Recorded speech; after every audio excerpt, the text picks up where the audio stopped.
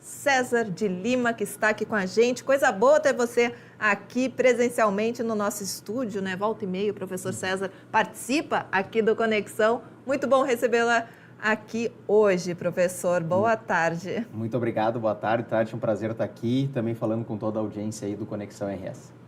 Vamos começar falando então sobre essa questão o que a lei diz sobre o racismo, né? A gente fala muito de crime de racismo aqui no Brasil, inclusive o professor César já falou com a gente sobre o assunto, né, professor? E qual é a diferença da abordagem aqui no Brasil e na Espanha? Lá na Espanha é semelhante ao Brasil ou não? Perfeito. Essa pergunta ela é muito interessante porque permite esclarecer, né, a toda a audiência, porque nós temos na Espanha uma legislação um pouco diferente da legislação contra o racismo aqui no Brasil.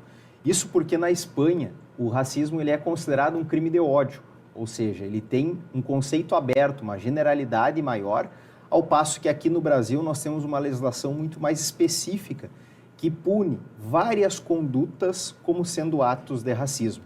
Dentre elas a questão da injúria racial, a questão da não contratação em razão da sua situação étnica. Então são várias condutas que podem ser enquadradas como racismo. Ao passo que na Espanha, então, há uma generalidade, considerando como um crime de ódio, com uma pena que varia de 1 a 4 anos de prisão. E a gente ouviu, inclusive, né, o ministro Flávio Dino comentando sobre um remédio brasileiro, né, porque demorou um pouco, né? Agora 7 pessoas já foram presas, né, suspeitas de terem envolvimento ali, nesse caso de racismo contra o Vinícius Júnior. E daí ele falou, então agora não vai mais ser necessário esse remédio brasileiro. Que remédio brasileiro que era esse que o ministro se falava? Perfeito.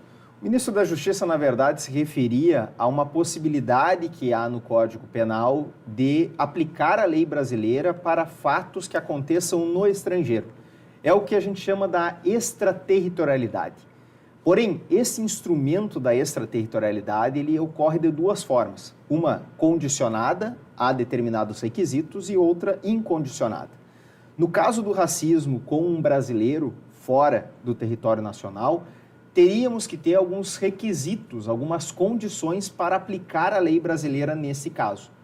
Então, é viável aplicar a extraterritorialidade no caso do Vinícius Júnior?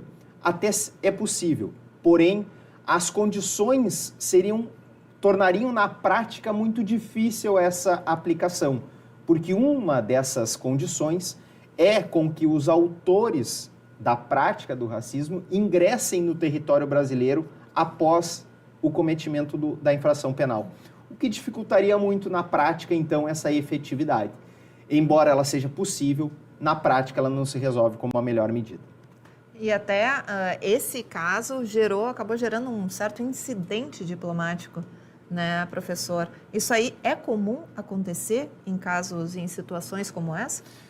A questão diplomática ela não tem, de certa forma, essa recorrência. E acredito que aconteceu em razão da atitude com que o governo brasileiro, né, precisou tomar frente à inércia do governo espanhol.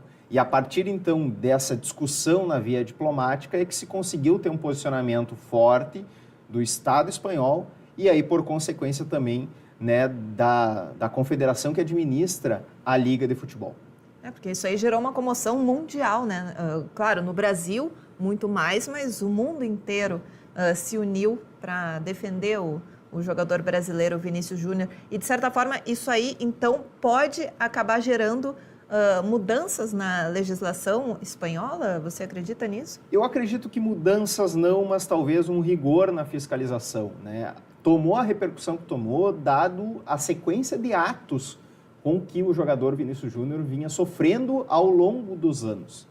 E aí chegou a um estopim, na verdade, com que a intervenção do governo brasileiro se fez necessária para mostrar a força com que o debate deve ser levado em consideração, até porque a Espanha, assim como o Brasil, ratificou tratados internacionais de combate ao racismo. Então, essa intervenção diplomática ela é fundamental para que também tenha um posicionamento forte no Estado espanhol.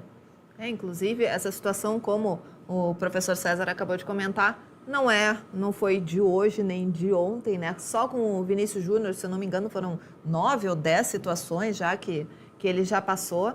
E não só com ele, gente, porque o preconceito não entra em campo só nos estádios internacionais. No Brasil, as ofensas de racismo e de homofobia também crescem. Vamos acompanhar na reportagem.